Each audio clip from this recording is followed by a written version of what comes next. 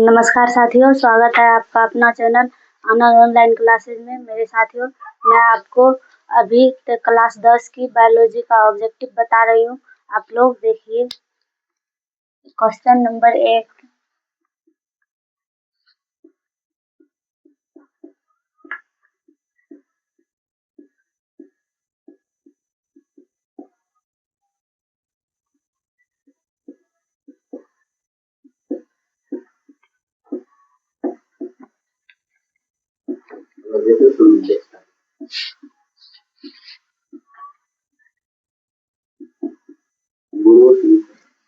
बाहर निकलता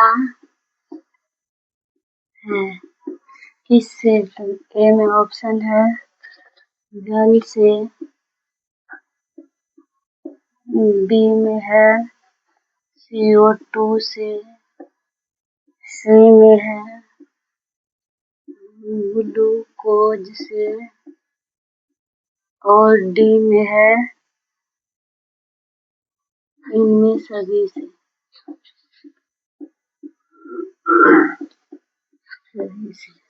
तो बोलिए इसमें क्या होगा? इसमें सही आंसर ए होगा। प्रकाश संश्लेषण की क्रिया में ऑक्सीजन बाहर निकलता है किससे? तो जल से। नंबर 2 में देखिए ग्वाइटर अथवा घेघा। ग्वाइटर का ही दूसरा नाम होता है घेघा। घेघा पनपता है किसके कारण? पनपता है किसके कमी से? तो नंबर 1 में है चीनी की कमी से। चीनी की कमी से। बी में है आयोडीन की कमी से। आयोडीन की कमी से। और सी में है रक्त की कमी से।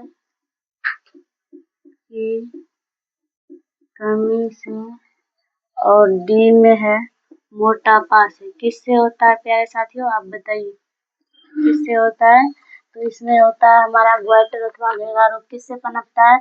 तो विटामिन बी की कमी, विटामिन आयोडीन की कमी से पनपता है। नहीं तो चीनी की कमी से, नहीं तो रक्त की कमी से, और नहीं मोटापा से। ये किससे पनपता है?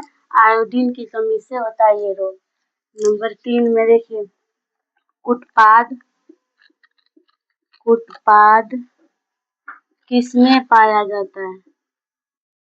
उत्पाद किसमें पाया जाता है?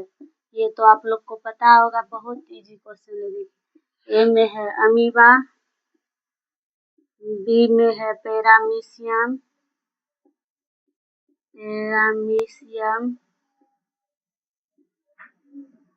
और सी में है यूग्लिना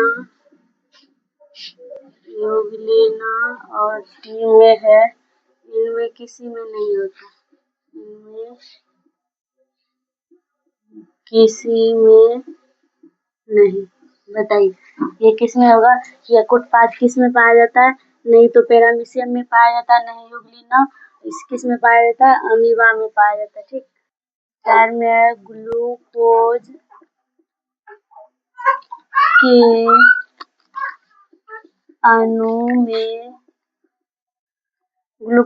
के अणु में ऑक्सीजन के कितने परमाणु होते हैं?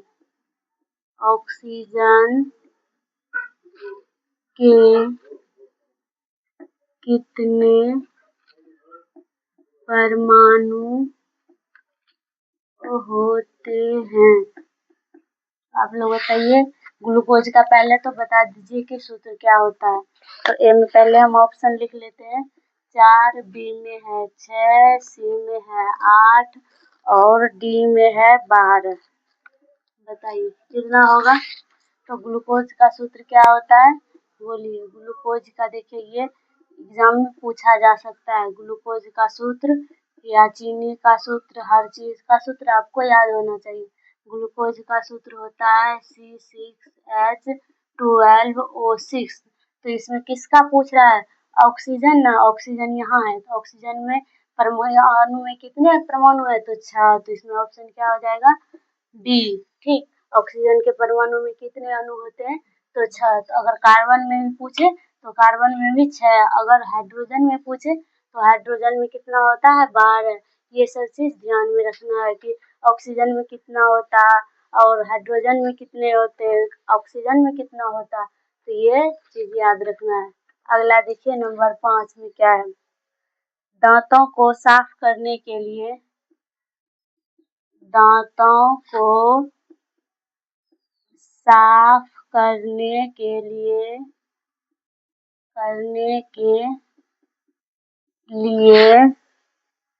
दांतों को साफ करने के लिए दंत मंजन प्राय कितनी क्या होता है? दंत मंजन प्राय होता है, तो क्या होता है? अम्लीय होता है, क्षारीय होता है या उदासीन होता है? बताइए क्या होता है? क्या होता है इसमें? अम्लीय होगा, बी में है, या क्षारीय होगी, अम्लीय होगी या क्षारीय होगी, सी में है लवण युक्त होगा, लवण युक्त, या डी में सभी। क्या होता है बोलिए? तो दंत मंजन जो होता है, दांत को जो साफ करने के लिए प्रयोग किया जाता है, वो क्या होता है? क्षारीय होता है, ना कि अम्लीय होता है। नंबर 6 में देखिए क्या है। अमीबा अपना भोजन कैसे पकड़ता है? अमीबा अपना भोजन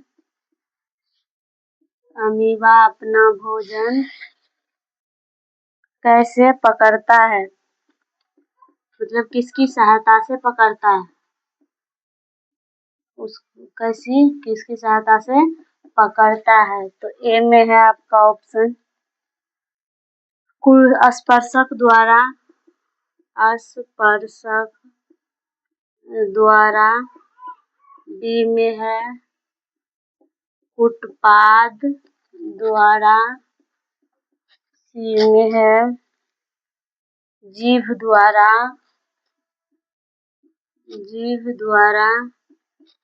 डी में है मुंह द्वारा। तो क्या होगा इसमें बोलिए?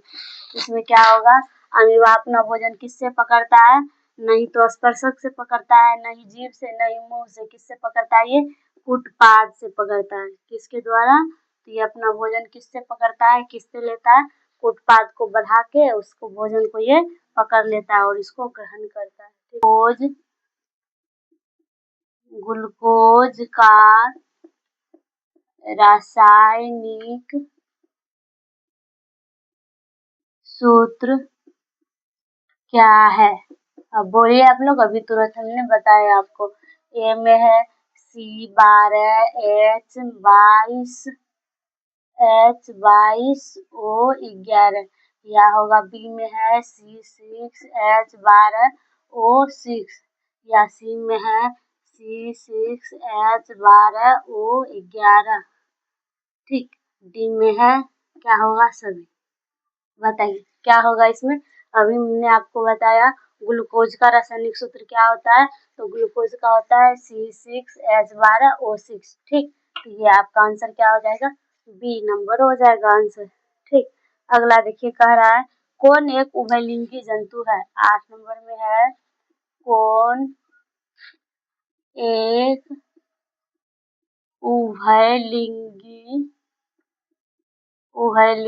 जंतु है?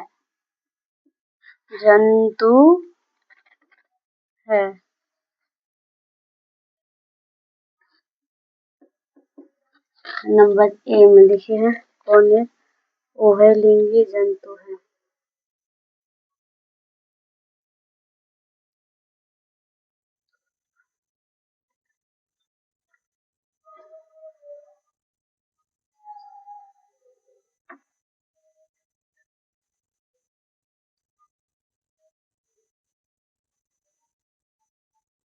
कौन एक उभयलिंगी जंतु किधर भाग?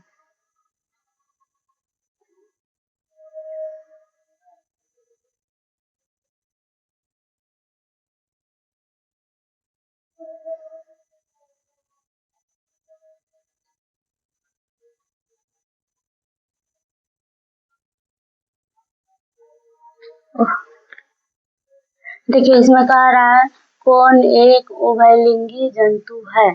तो देखिए नंबर 1 में है केचुआ, बी में है मछली, सी में है शेर और डी में है बकरी। बताइए कौन होगा? तो देखिए उभयलिंगी किसको कहा जाता है? जिसमें दोनों लिंग पाया जाता है, मतलब स्त्रीलिंग भी पाया जाएगा, पुल्लिंग भी पाया जाएगा। दोनों लिंग जिसमें पाया जाता है उसे कहते हैं उभयलिंगी। तो ये केचुआ जो होता है इसमें दोनों लिंग पाया जाता है, स्त्रीलिंग भी और पुल्लिंग भी, इसीलिए ये होता है उभयलिंगी, इसको कहा जाता है। नंबर 9 में देखिए, नंबर 9 में है सभी हरे पौधे क्या होते हैं? सभी हरे पौधे होते हैं, क्या होते हैं? बताइए। ए में है परजीवी, परजीवी, बी में है मृत जीवी, मृत जीवी, सी में है स्वपोषी, पोषी और डी में है सभी। तो बताइए आप लोग इसमें क्या होगा? सभी हरे पौधे क्या होता है? स्वपोषी परजीवी होता है? नहीं। मृत जीवी होता है? नहीं। ये क्या होता है? ये स्वपोषी होते हैं। क्या होते हैं? स्वपोषी होते हैं। नंबर 10 में देखिए, अमीबा में अधिकांश पोषण कैसा होता है?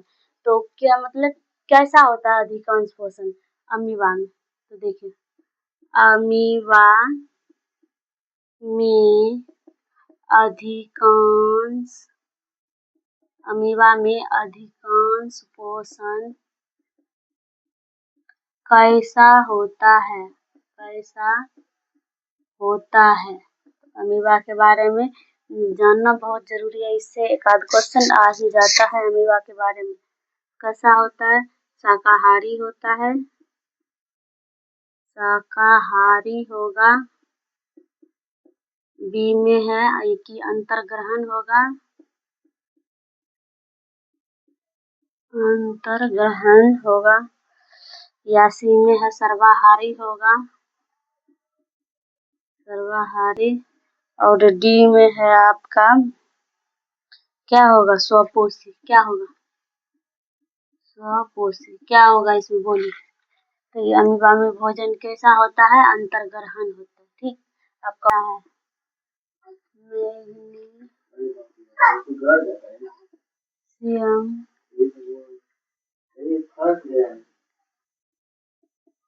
पाया जाता है। नंबर ए में है क्लोरोफिल में,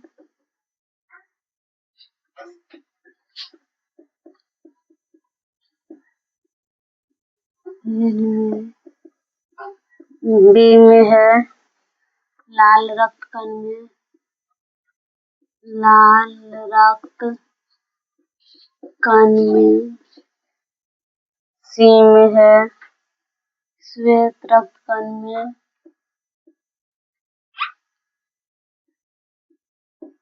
श्वेत रक्त कण में।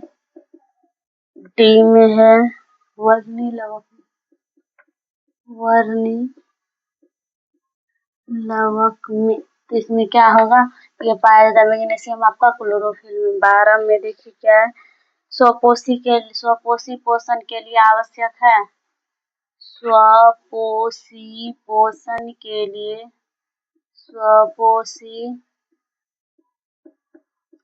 पोषण के लिए आवश्यक है, आवश्यक है। क्या होगा? नंबर ए में है पर्णहरित, पर्णहरित। बी में है CO2, सी में है H2O।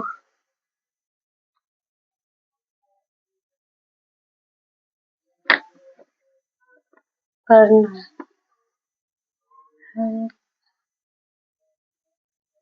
सी में है सूर्य का प्रकाश, प्रकाश। डी में है सभी। क्या होगा बताइए इसमें क्या होगा? क्या होगा इसमें? इसमें सभी होगा आपका।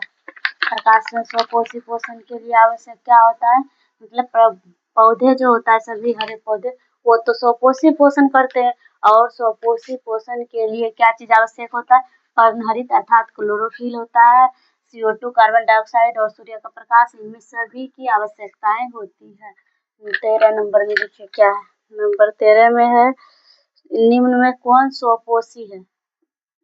निम्न में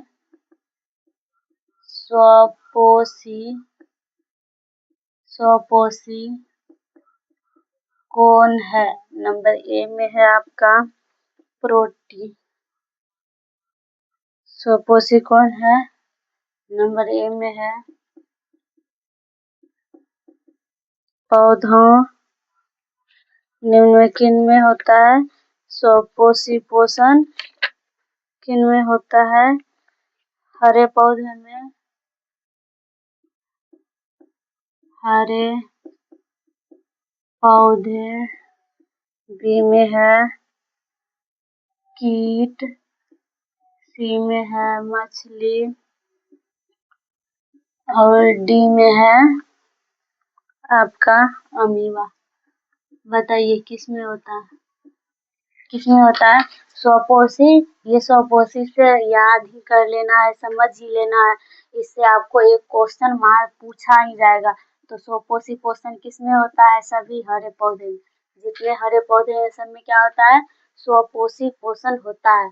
नंबर 14 में देखिए क्या है। नंबर 14 में है आपका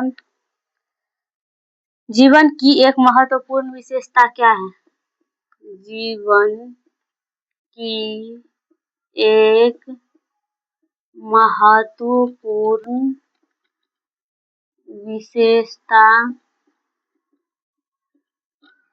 क्या है? ठीक। नंबर ए में है आपका अणु की गति। अणु की गति। बी में है आपका वृद्धि।